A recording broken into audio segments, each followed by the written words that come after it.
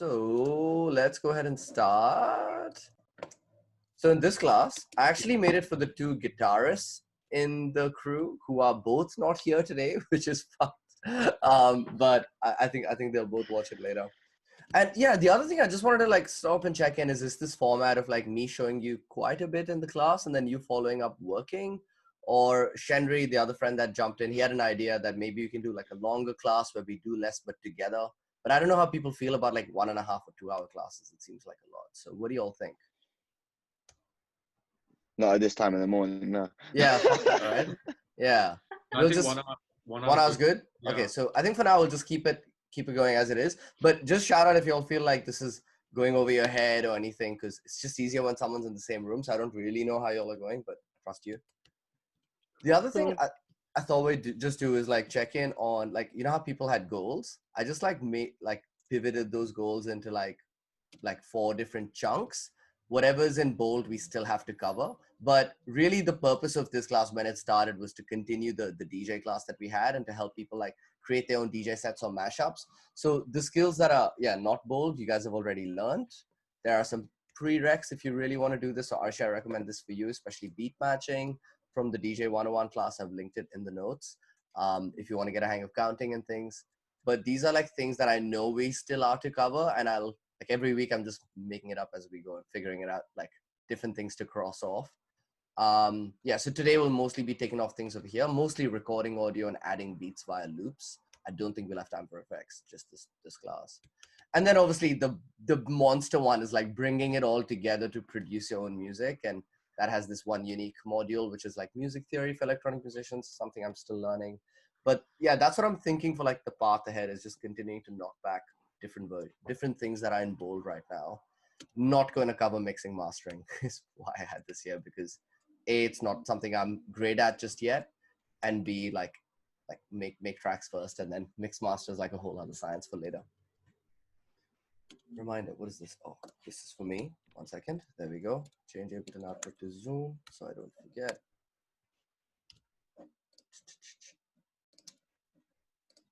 Okay, so I know the screen's dimmed down a little bit, but can you see the cursor highlighted? Can you all see that? Okay, cool. There's definitely a market for this, guys. I've shopped every fucking free cursor out there and they all seem to glitch. There's one that works, but it's $13. Fuck that. So I'm just gonna use this one and see how we go today. Cool.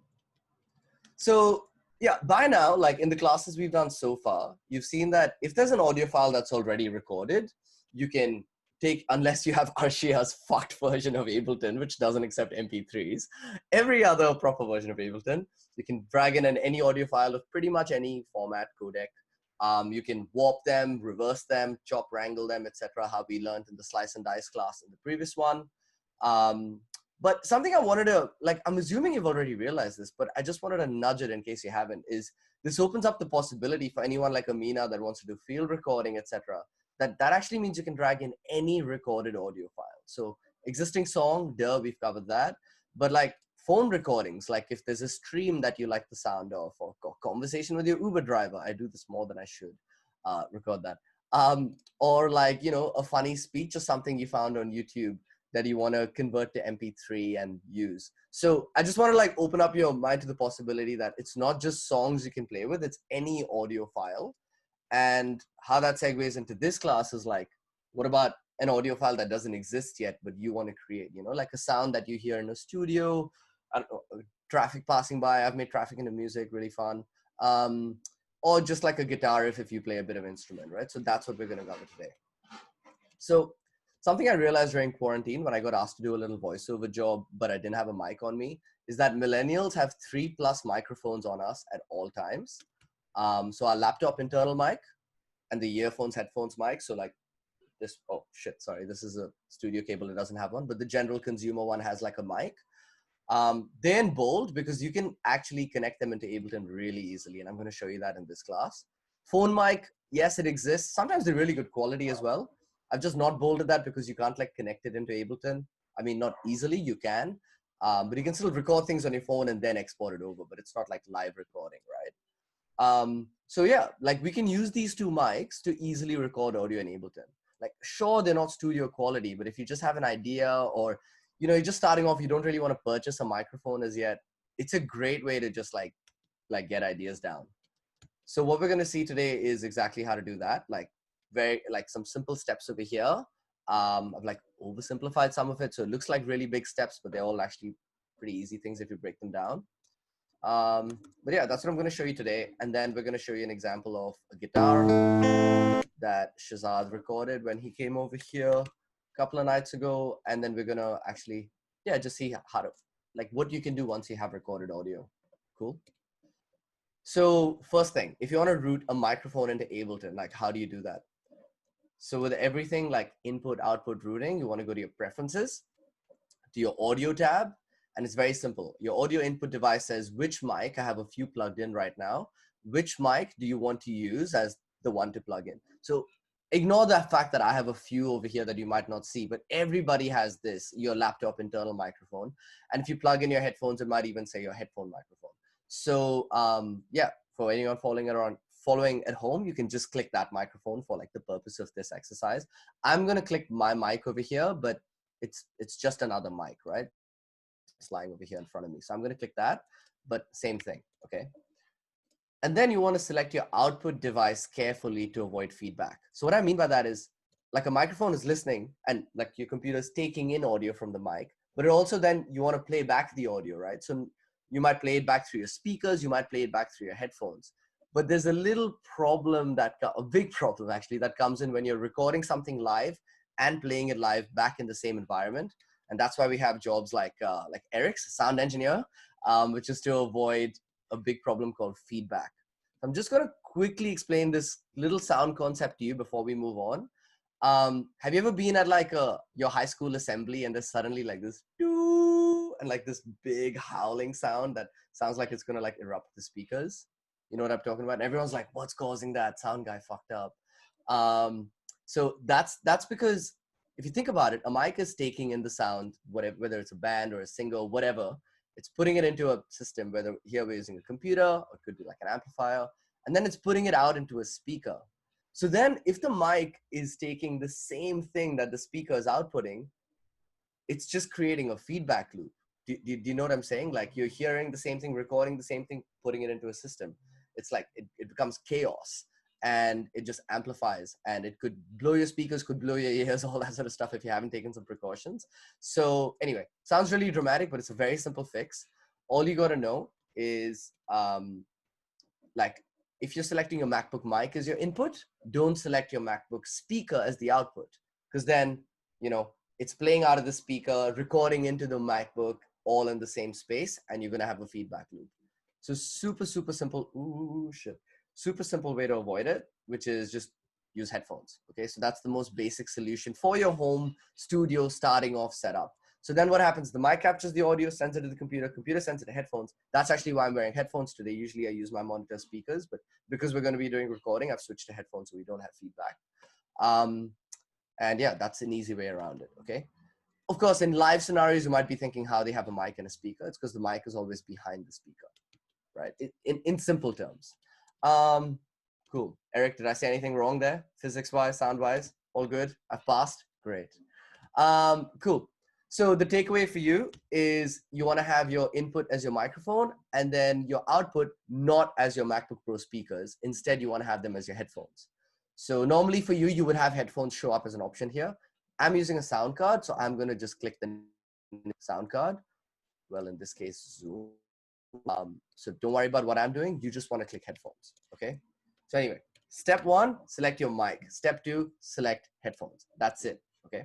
Step 3, you then want to tell Ableton which audio track do you want to record into, right? Now, obviously, because we're recording audio, we want an audio track, not a MIDI track.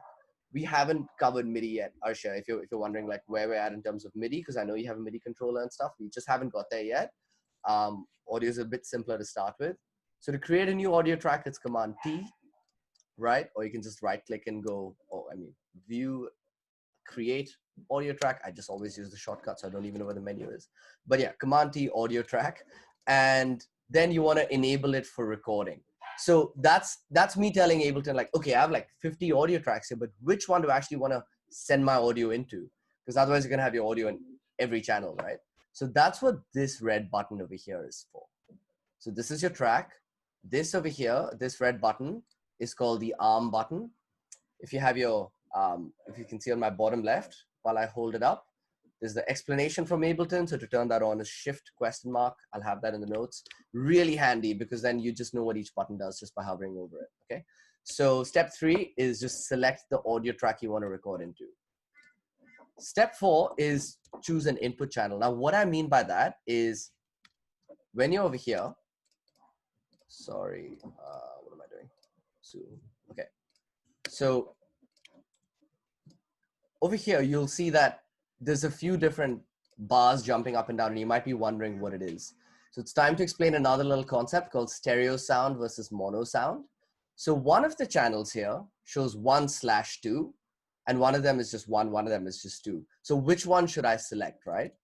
So there's a little funda here that I think is important. Oh, I can't believe I just said funda.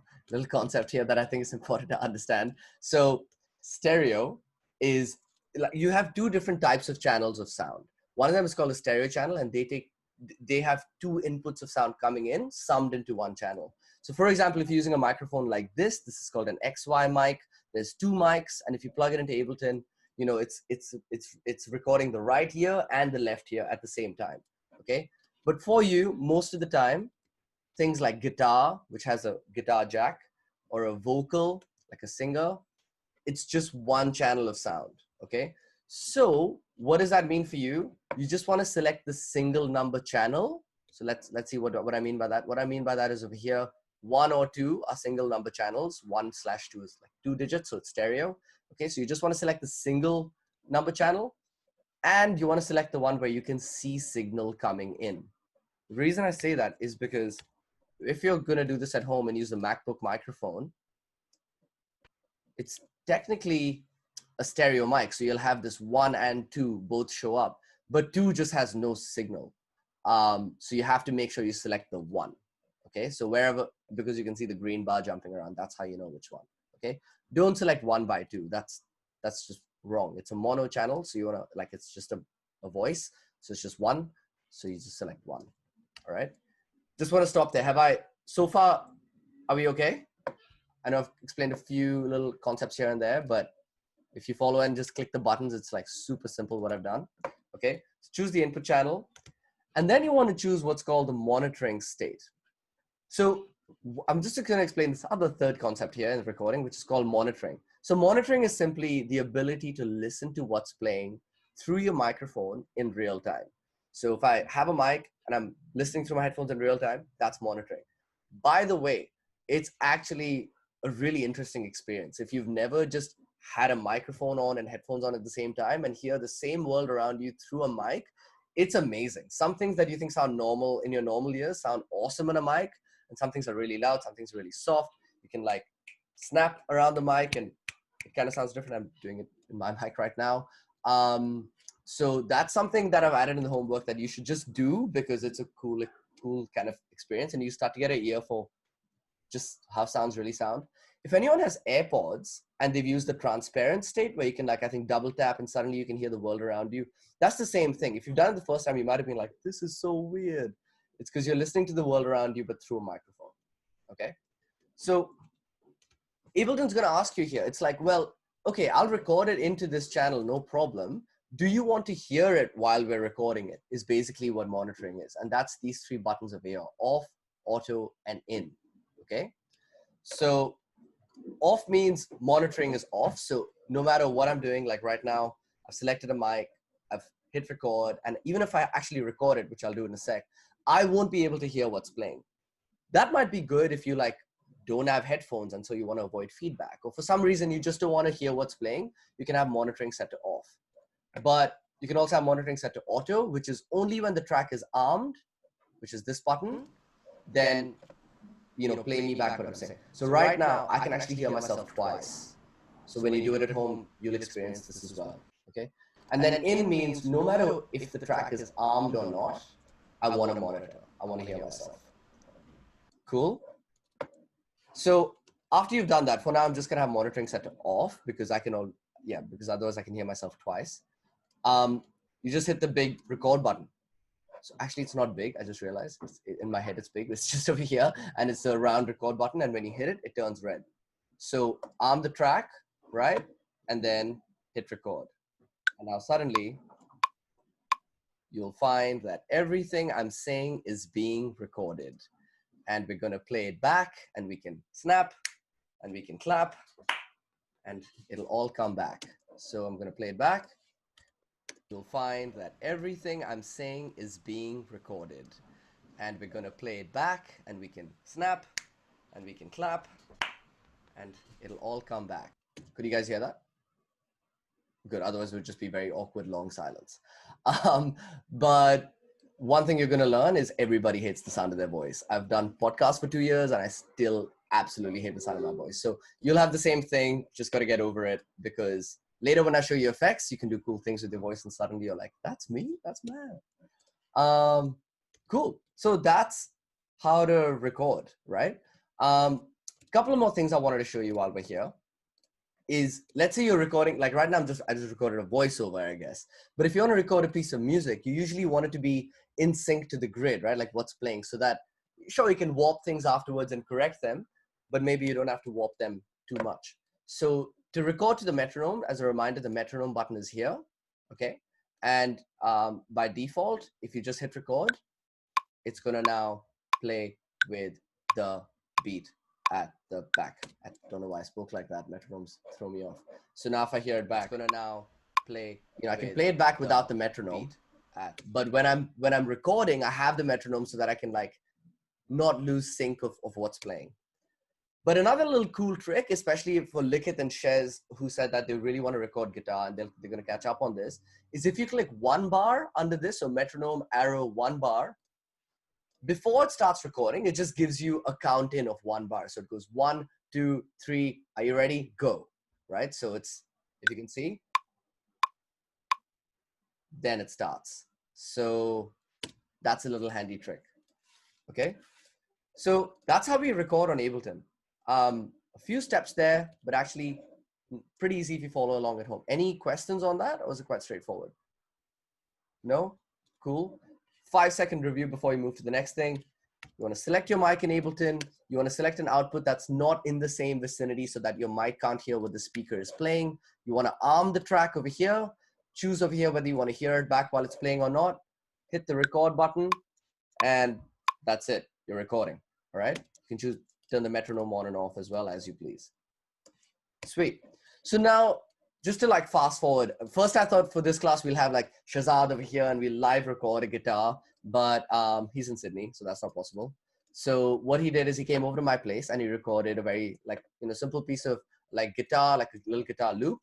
And I thought it was quite nice. And so we just had like a little stone jam on it. But I thought it'd be good for this class because we warped it, and he actually learned warping a bit better when he did it with his own guitar. So that's actually the homework for this one, is like taking Shez's guitar loop and warping it yourself. So I'm going to play it for you, and then I'm going to show you 2 ways to warp this guitar loop. So I'm going to constantly build on warping because I've shown you all how to do it, but it's such an important skill, and there's a few different ways to do it, and some are quite time saving.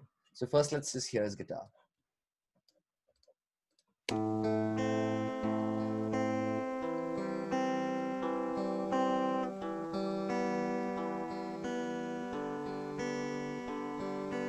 Okay, so now if you want to warp that, ideally put the metronome on and just hear it back to see like how on or off it is. But actually, sorry, before warping, I just wanted to show you a few interface things that I covered with Shahzad that may have not been as clear on the call. So this, if you double click the clip, this is the actual clip view, right? And this over here, where the bars are, that's my project view. So I can move this clip around anywhere in the project view. It's not going to change over here. This stays true, right? However, over here, if I like move this in marker, then it's going to select where the clip starts from. So what you want to do over here is you want to just like find the first beat. So over here, it's just where it starts, and say set 1.1. And then you don't really want to move that. You can move this anywhere and it's not going to affect it. But ideally, if you're moving it anywhere, you want to move it to the start of a bar, because that's where 1, 2, 3, 4, the 1 starts, right? So for argument, like for example's sake, let's move it right to the first bar. And even when you do it at home, grab the clip, pull it into Ableton, and put it on the first bar. And then over here, you know, like you usually do, click warp, right? And make sure you set the first beat over here. So that's things we've already covered. I'm just kind of reviewing it, okay? So now what do we do from here? First, we want to see how off it might be. So let's play it back with the metronome.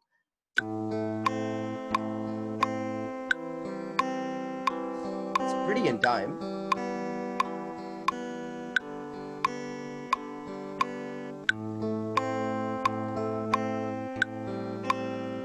There was a little late. That was a bit early.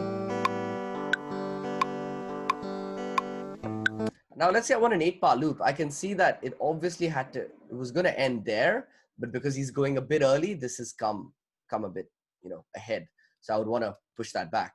But now I'm going to show you how to warp this. So what we want to do is there's two ways, right? One is called the manual way, like see which parts are out and staple them in place. Then I'm going to show you what's called the Bangalore Loop Method, which Shezad really liked and helped him. So the first way is just play it and keep an eye for wherever things might be out. Wherever it's out, grab the transient marker, because that's obviously where like a peak happened, and drag it to where it needs to be. So an easy way to do this so that you're not doing it like how zoomed in should you be is do it every bar. So 1, 2, that's what I mean by bar, the whole numbers here, okay? So that one was pretty on, but still I'm just gonna grab the transient marker, nudge it to the 2 and double click. That staples it in place. So that if I move future warps, you see how between 1 and 2 it's not affected? So that happens only because I stapled it. I double clicked it in place. So let's hear what happens after that. So I can see this was a bit late, right? So I can double click there to create a transient marker because the transient marker is a bit late as well. And I can just move it back. Doggy, shut up! Sorry.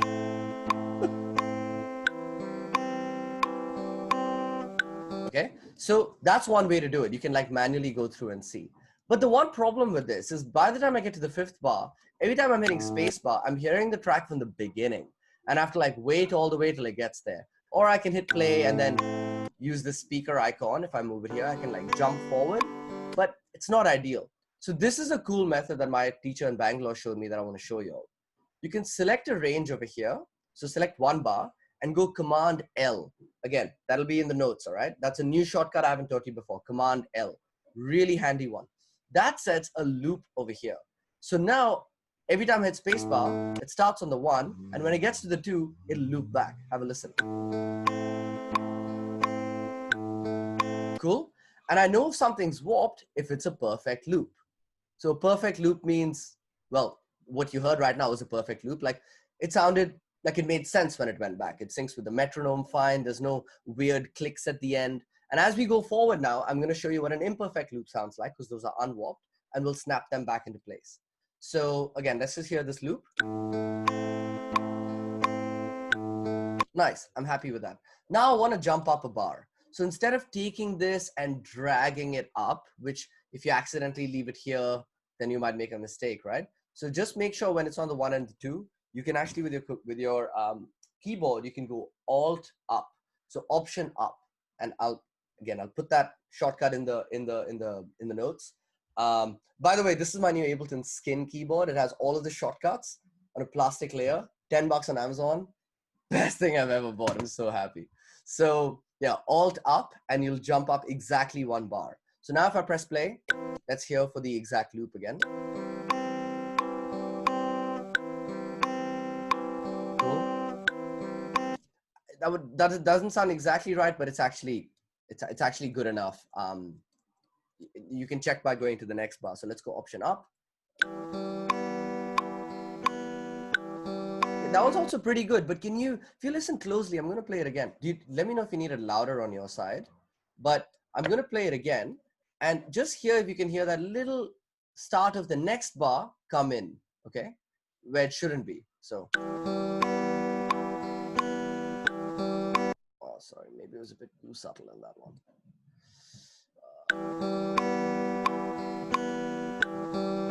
Okay, it's actually, yeah, sorry. Shez, can you stop being such a good guitarist? He's pretty on point over here as well. So let's go alt up and keep going. So we only want to do this for 8 bars. It's not forever. Okay, here we can definitely see that the next bar comes in too early. So. Did you hear that? It was kind of out of sync. That's good. Yeah, that was a nice obvious one. So you want to grab that. It obviously was going to be the start of the next bar. Double click. Cool. So I'm just going to speed through the rest for the sake of time. But this is the thing you can do at home just for good practice, because this bar loop is a new technique. And it means if you can do this bar loop thing, you can sync anything. You can sync Pink Floyd with this. Like, it makes it so easy. Yes, Harsha? When you put the loop in the first time at the top in the project view, it became the same thing for a couple of bars, right? Yes. So how come that didn't change when you option up to each bar? It does. So every time I option up, if you look at the waveform, it actually changes slightly because it's cycling through the different loops. And I was actually just going to get to how I'm going to finish this loop, and then I'm going to show you that project looper because it's so handy. All right. So anyway, I'm going to just finish this off. Only 2 bars left. Nice. 6. Okay, so that one's too late. Bring it back. Double click. Option up.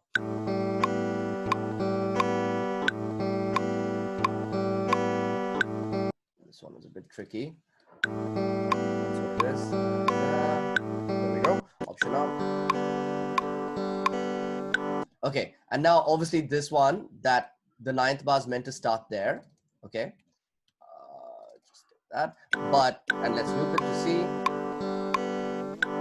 And now if you notice, we've hit one of the magical numbers of music, 8, like 4, 8, 16, 32. So for now, I'm just gonna have an 8 bar loop.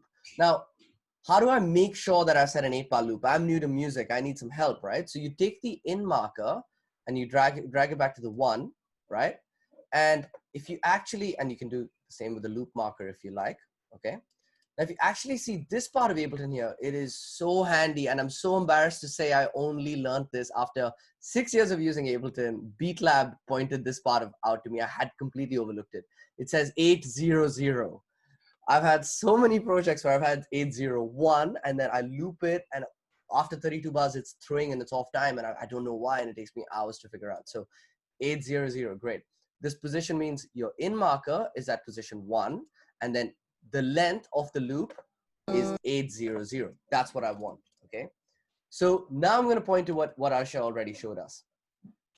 So whatever I have in the loop marker selected over here is what's going to display in the project view.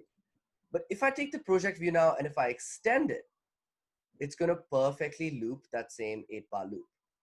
And you'll see at the end of 16, because 16 is 8 times 2, there's another one of these. Can you see that tiny little cut over there? So that's indicating that it's a loop.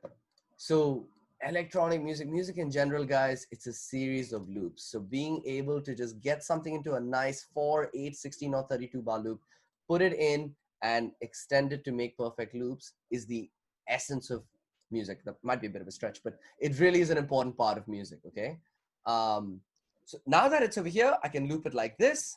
If you remember one of the slicing and dicing commands, I can also select it and go Command D, D for duplicate. Ooh, shit, what did I do there? Oh, I hit B by mistake, sorry. Yeah,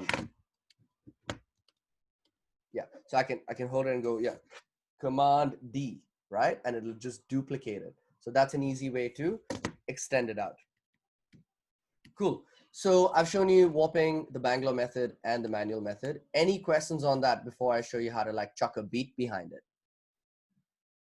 All good. Nice. Sweet. So from here, okay, and this is like what you got to do at home. You have a nice 8 bar loop. Perfect. Add a new audio track under it and have a look at your browser. So your browser is this part over here on the left. Now, I know we haven't properly gone through this. So just the only thing you need to know is everything over here, categories, from sounds to all results, that's what came directly with Ableton, okay? Like in the package, unless you got a shady cracked version and your name is Arsha, it should have some really cool loops and plugins and little effects in there. But for now, what you want is a drum loop. So what you can do is you can go to you go to samples, and I'm not sure whether you're gonna have loops or not because I've got loops from other libraries. So I don't know, you're just gonna have to try this at home. You can do that, you can go in there and you can type in loop. And all of these different like drum loops. Okay. So they are all actually automatically warped to Ableton. And because your guitar is already warped, if I grab anything in, it's going to be in sync.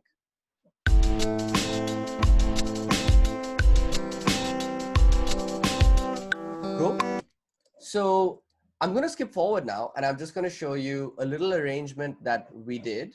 And I mean, that I just did like before this class, just for like example's sake. And that's what you got to follow up at home, but you know all of the skills to do this. So even though as every layer comes in, it might sound intimidating, you actually know how to do all of this, except for the effects part. So like some of the things might sound like cool and spaced out. You might not be able to do that just yet, but that's fine. Okay. So step one is warp Shez's guitar. I've done that over here. I've duplicated it heaps by going Command D or just extending the loop like that. Same thing. Okay. I've then added drums. So I found some drums. Sorry, over here I've just added some distortion to the guitar for fun. So it adds a bit of color. So let's have a listen. Okay, so it adds a bit of like, you know, Linkin Park sad boy vibes. And then I wanted to go in and add some drums. So I went in, and just how I showed you the drums over here, I have a sample pack over here where I've got drums. I've actually given you guys the sample pack. It's straight from BeatLab LA. And I've uploaded it onto a Google Drive for you. So it can, don't tell anyone. I might delete this part of the recording, don't sue me. But yeah, so you have a bunch of really cool loops in there. So I just looked in there. I went to, where did I go? I went to, oh, one second. Yeah, it was, yeah. So under raw cuts, hip hop, raw break, I think I found something over here. Yeah, so I picked up a loop from there and I chucked it in. So now it sounds like this.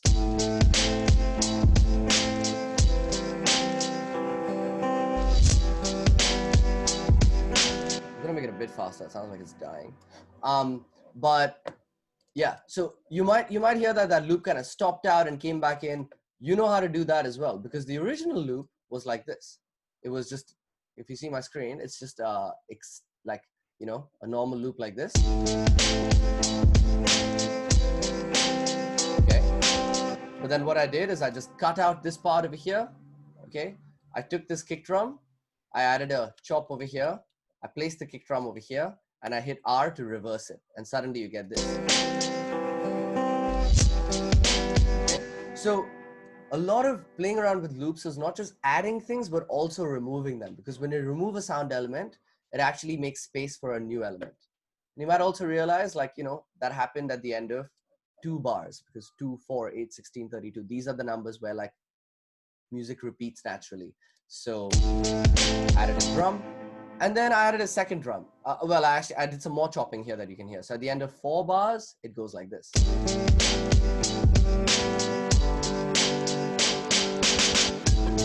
Okay, so super simple. That's just, I took a little chop over there, duplicated it again, but shortened it, and then again and again.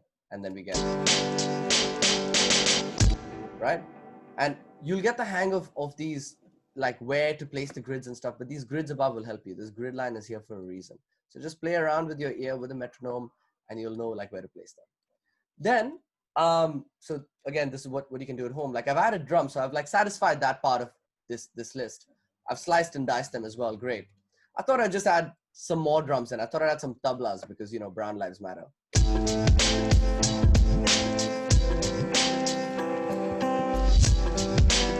Okay, and now because we've left some space over here where we did some slicing and dicing, the tablas come through in that part because there's nothing to fight with, right? So if you hear it again.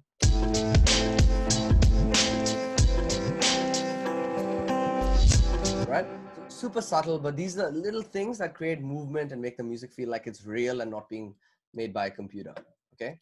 So then the next part I've said is add an element that you record. So I've taught you how to record. A reminder, right? Go here, select your mic, make sure your output is not in the same space so you don't have feedback, and enable the track, and click here and click record. So over here you'll hear 2 elements that I recorded. For you at home, you can record anything that you want, okay? Your voice, it might sound silly, but you can put your voice in there and then chop it up and do all sorts of stuff, or just use snapping as a beat, or clapping, right? 1, 2, 3, 4, or like a pattern. beatboxing, Pranch, you have Nayaksha as a roommate. You have enough source of sounds. Just put a mic on that man. And yeah, so this is what it sounds like with my recorded elements. It's just very subtle, but it's there.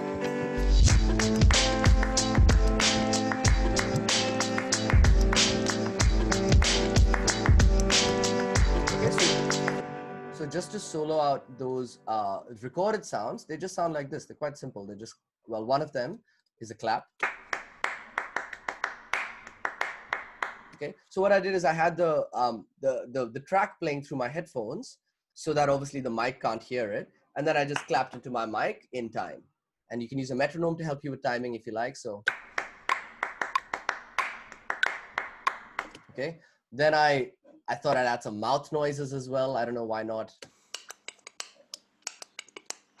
I won't play that for too long if it feels like I'm like giving you a wet willy. But yeah, together, it just adds a little bit more of like a live kind of sound. So now it comes in.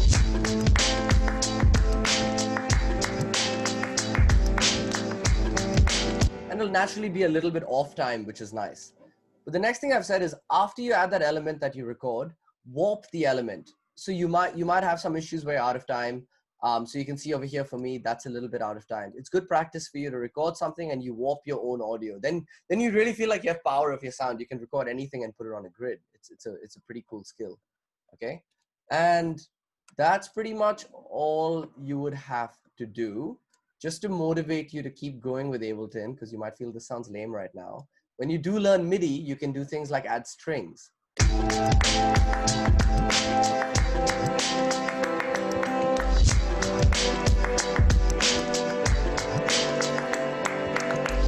And you can add a bass line and like a lead sound. I don't know.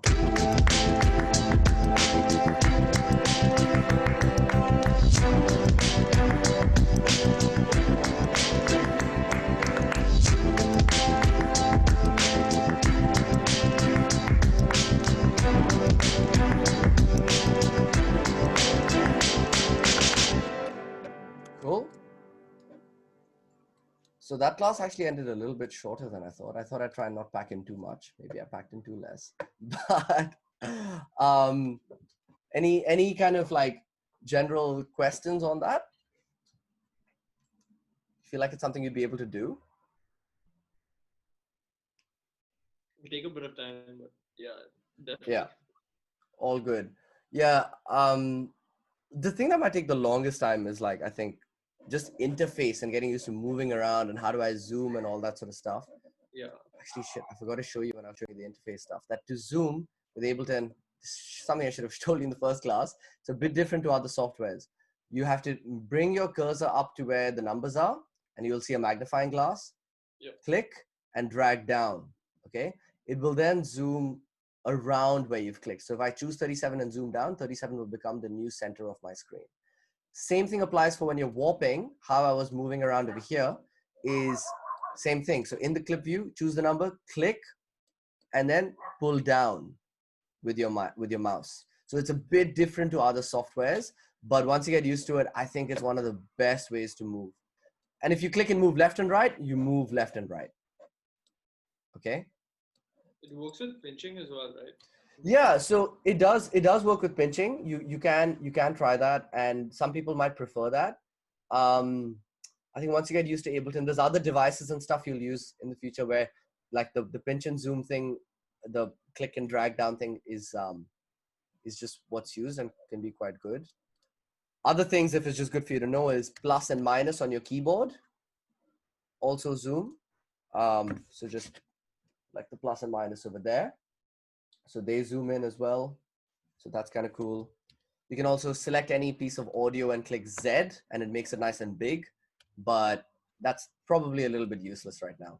But yeah, to move around, like click something and drag it down and that zooms and you can scrub left and right. And obviously scroll up, scroll down is just like scrolling on a web page. I'm just like, you know, oh, I guess I need it to be, it needs to be on the trackpad. I didn't know that. But yeah, like up, down. Eric, how's moving around Ableton interface after something like Logic? Is it a bit finicky at first? No, it's not too bad. Like yeah, for me, getting used to the different views was kind of the big thing. But when you're in session view, it operates just like every other DAW. So it's quite easy, to be fair. It's quite nice. It's just different navels for different things and stuff. The warping feature is actually really useful to know, just from a creative standpoint. I think it's worth mentioning as well, like if you're recording via like your MacBook speaker and things like that without an interface, if you monitor it back, you will hear a delay. So that's something that I've noticed. So like it's just worth. So in case everyone thinks like their laptop may be not up to par or nothing, it's nothing like that. It's literally just you need an interface.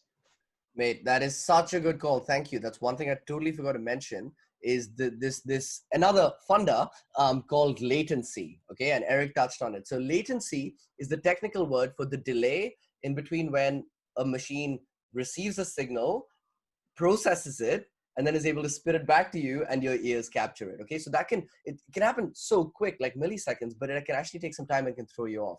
So Eric, there's actually a way in Ableton to turn down the latency so that you mitigate that issue. And it's there in other DAWs as well. So guys, what like when you would want to do this is, let's say you're recording like a vocal or something quite like that has to be to the grid. And you're finding that when you make a sound and by the time it gets recorded or you hear it back, it's like taking too long and it's throwing you off. That's when you go to live preferences. And just over here, we've spoken about input output, right? Just under that is this latency section, okay? So by default, the reason why it's set to 512 is because the higher the latency, the less strain on your CPU, because your CPU is not working like ultra fast to get something out. So normally keep it at about 512. But if you're recording something and just for a little bit, you need to bring it up, that's no problem. Your computer's not going to fry. Set it to like 128. I find when I set it to 128, it's 37 milliseconds in total. And I can't even hear the difference that much in between me playing the keys or whatever I'm doing and hearing it back. So Eric, really, really good point on that, mate. Let me add that to the notes as well.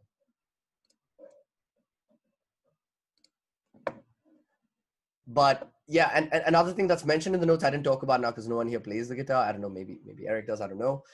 Is obviously if you have a guitar, you're looking at me like, okay, there's a microphone, but here's my guitar jack. Where does this go? And that's when you need exactly what Eric spoke about, which is called a sound card. So yeah, for anyone like just watching the recording, I've actually just put it in over here in step one. Like when you select your mic, if you have a guitar, you need a sound card. So that's just a simple thing. It looks like this. This is what's sitting on my desk right now. And that like port over there, it takes either a guitar or what's called an XLR, which is like for a microphone. And the output is a USB, comes into your computer. So it looks complex. It's really not. All you then do is instead of me on Ableton selecting like MacBook mic, I would select my sound card name. So that's what you see me doing. So over here, if I don't have a sound card, I'd select mic. And then if I have a sound card, I'd select the name of my sound card. Mine is called the Fast Track Pro. Cool. Like $70 secondhand as well. Super easy to get your hands on. So Likith and Shez, if you're looking to record guitar, that's how you got to do it. Any other burning sound questions or just chit chat? No. All right. All good. Have a good one, guys. I'll send the recording notes and Shez's guitar loop, and you guys can have a play around.